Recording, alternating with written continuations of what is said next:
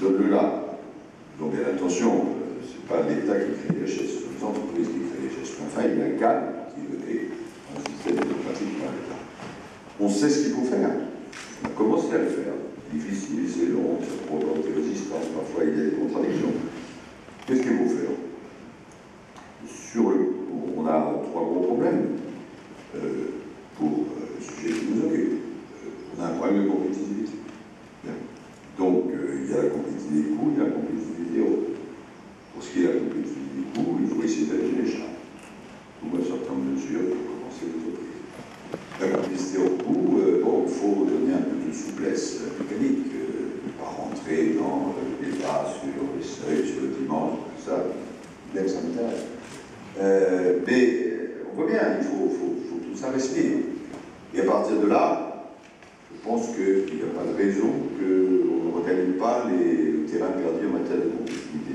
Je dis le terrain perdu parce que la dernière fois que j'étais au gouvernement, c'était déjà une dizaine d'années, et j'étais ministre des Finances. Et je reviens au gouvernement, là, je prédançais, et je vois bien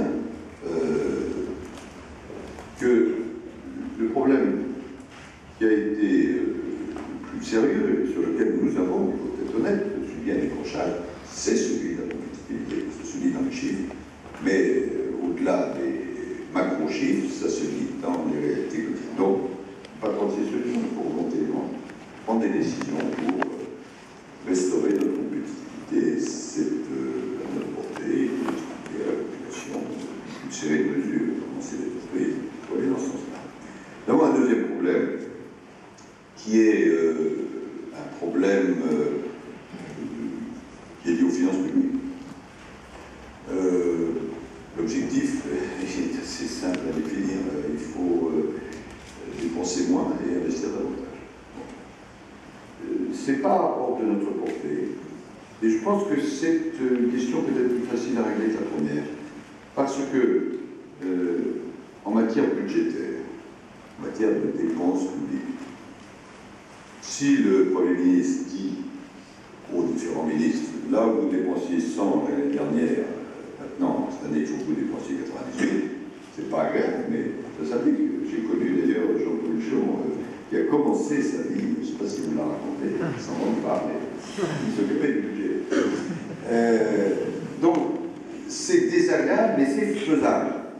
Tandis qu'en matière d'économie directement politique, si une entreprise a tourné de l'année, elle a tourné de l'année. C'est pas parce que vous dites qu'il faut faire ceci pour là, c'est plus là. Donc il faut dépenser moins, investir plus, que ce soit d'ailleurs dans la sphère directement budgétaire, dans la sphère des collectivités locales et dans la sphère sociale au sens large. Là aussi, il faut expliquer à la population. Ce n'est pas d'ailleurs du tout hors de notre portée. Ce dont il s'agit, c'est au fond d'avoir un niveau de dépenses cette année ou l'année prochaine qui sera le niveau de dépenses qu'on avait l'année dernière. C'est de l'ordre de grandeur, c'est pas au-delà de notre... Mais non, c'est une rupture par rapport à ce qu'on a connu depuis des années et des années. Donc, compétitivité, dépenses, sobriété de la dépense, et puis attractivité. Et l'attractivité, eh bien, il faut qu'on bâtisse ça ensemble. Alors, il y a ce que peut faire, ce que doit faire la puissance publique. Bon, j'en suis chargé pour une bonne part. Il faut à la fois attirer, et en particulier des investissements de l'étranger, des personnes qui viennent de l'étranger, un petit nombre de touristes. Et puis, il faut être beaucoup plus présent aussi sur l'extérieur. Et là, je rends hommage au travail que vous faites, nous travaillons d'ailleurs ensemble, soit la région, la ville, les chambres de commerce, etc., le ministère. Ce qui a été dit sur la diplomatie économique, c'est tout à fait juste. On n'a pas attendu l'entreprise pour que les ambassadeurs s'occupent de l'économie. Enfin, je leur dis, ça, c'est numéro un. Et vous serez jugé là-dessus. Tout simplement parce que, bon, avant, il y avait une diplomatie que j'appelle la diplomatie Ferrero. Je ne fais pas trop Ferrero parce qu'ils ont une usine dans ma commune. Mais vous voyez, il faut, etc. Mais il n'est pas méternité qui veut. Et donc, il faut croiser. Je vois bien, écoutez, ce qui fait la réalité de la France sur l'attractivité, ce sont des choses extrêmement différentes. Bien sûr, la puissance économique, mais c'est aussi bien le fait que nous soyons membres permanents du Conseil de sécurité des Nations Unies, le fait qu'on a des soldats qui, quand on leur système éducatif on a quand même maintenant 1000 alliances françaises et 300 000 étudiants français à l'étranger, et la même chose ici. C'est diplomatie sportive, c'est tout ça croisé, et donc c'est tout ça qui va permettre de développer l'attractivité. Après, il y a évidemment ce que vous pouvez faire. Quand je dis vous, c'est à la fois région, ville, et puis entreprise. La région, ça, que les gens voient depuis longtemps, ne fait pas partie de ceux qui considèrent que l'économie est secondaire. Bon, on a compris que c'est pas exact que ça se passe. Et donc, je crois qu'il fait ce qu'il faut. Et d'ailleurs, dans le bilan que j'ai lu, en matière de transport, etc., c'est dans des hommages qui sont rendus. Et puis, la ville, il y a des choses, la ville est très très bien classée pour toute une série de critères. Il y a des choses où il faut encore, et ça c'est pas bien avec l'État, avec les uns et les autres, peut-être avoir un peu plus de souplesse. Moi j'insiste beaucoup sur tout ce qui est accueil. C'est pas simplement la responsabilité de la ville ou de la région. L'autre jour, on m'a un petit peu moqué parce que je suis allé à 5 h du matin avec le ministre de l'Intérieur à Charles de Gaulle. Mais ça n'a rien de ridicule. Charles de Gaulle, j'en discutais avec son président, M. Romanet, ils ont 100 millions de personnes. Et c'est leur premier image de Paris, de la région et de la France. Et, comme on dit au Quai d'Orsay, il y a encore des marques de progression. Bon, alors, j'accueille les touristes chinois, parce que l'avion de Cannes arrive à 5h50.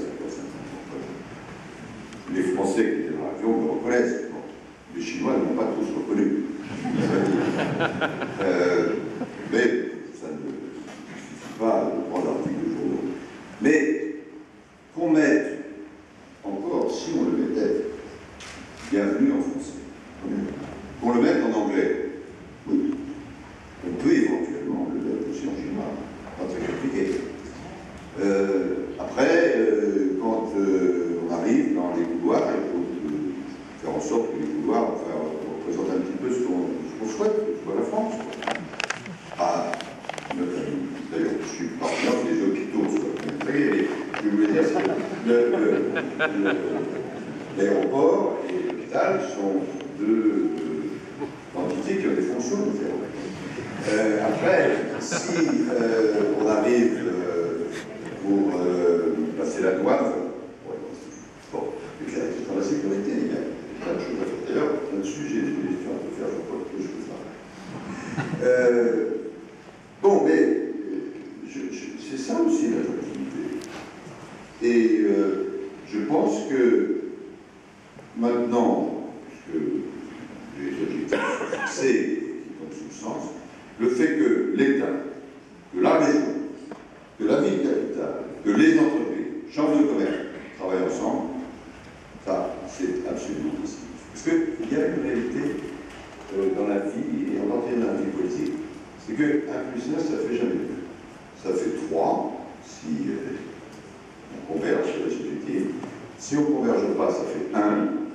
Mais c'est comme ça qu'il faut travailler. Je voudrais, pour tenir le serment que je début, conclure en abordant 2 sujets. L'un que j'ai commencé à aborder. Accueil des entreprises, accueil des personnes. Accueil des entreprises. Il faut qu'on simplifie. Encore. J'étais en Chine, là, encore jusqu'à avant-hier. Il y a beaucoup de demandes. Mais malgré tous les efforts que nous faisons les uns les autres, pays, régions, etc., pour nos amis investir à l'étranger, c'est quand même un peu. Et donc, il faut il y a beaucoup de progrès qui ont été faits, mais la concurrence est quand même rude, donc il faut qu'on avance. Ça, c'est pour les investissements. Pour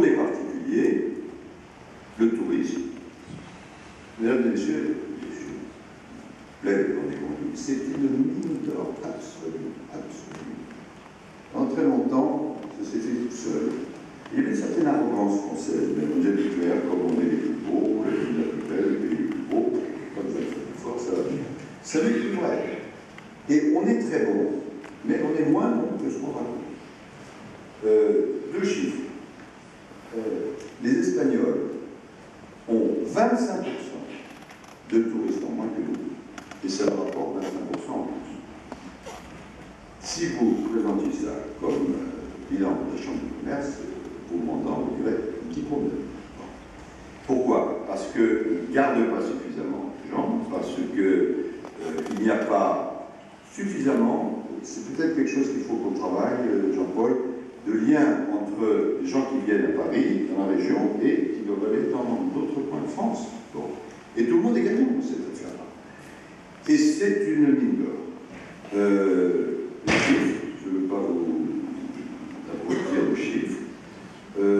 En 1950, il y avait 25 millions de gens qui circulaient dans le monde touristique.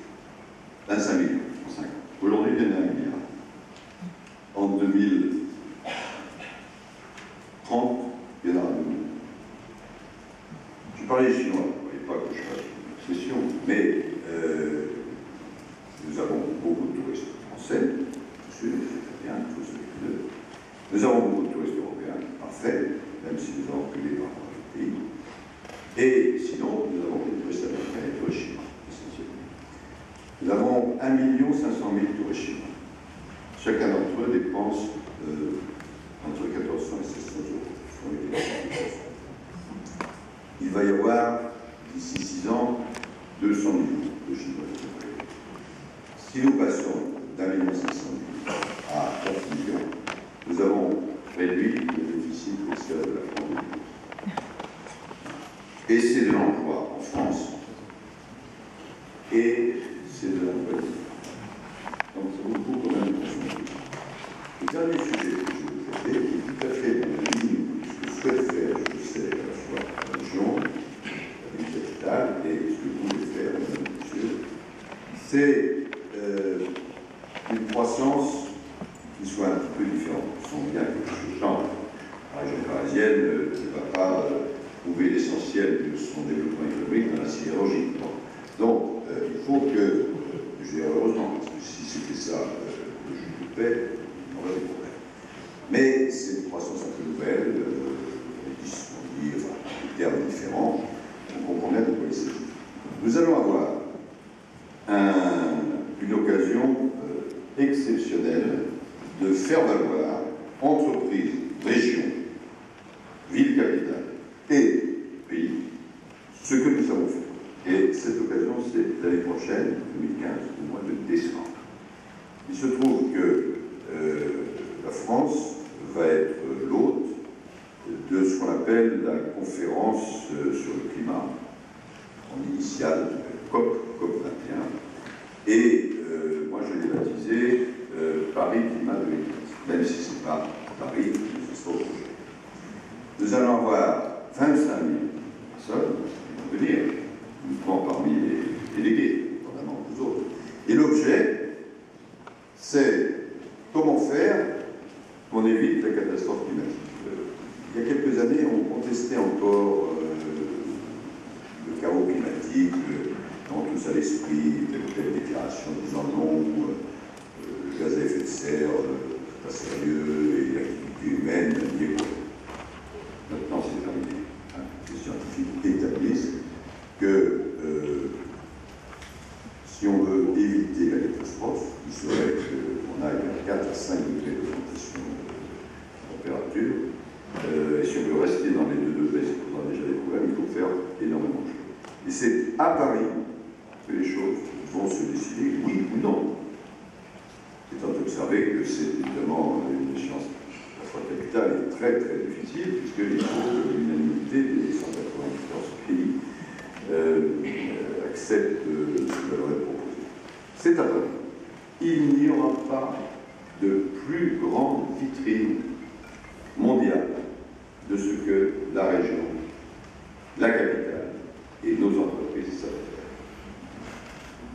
Et c'est une une échéance sur laquelle je souhaite que nous nous mobilisions ensemble. Voilà ce que je voulais dire en quelques mots. Je me résume.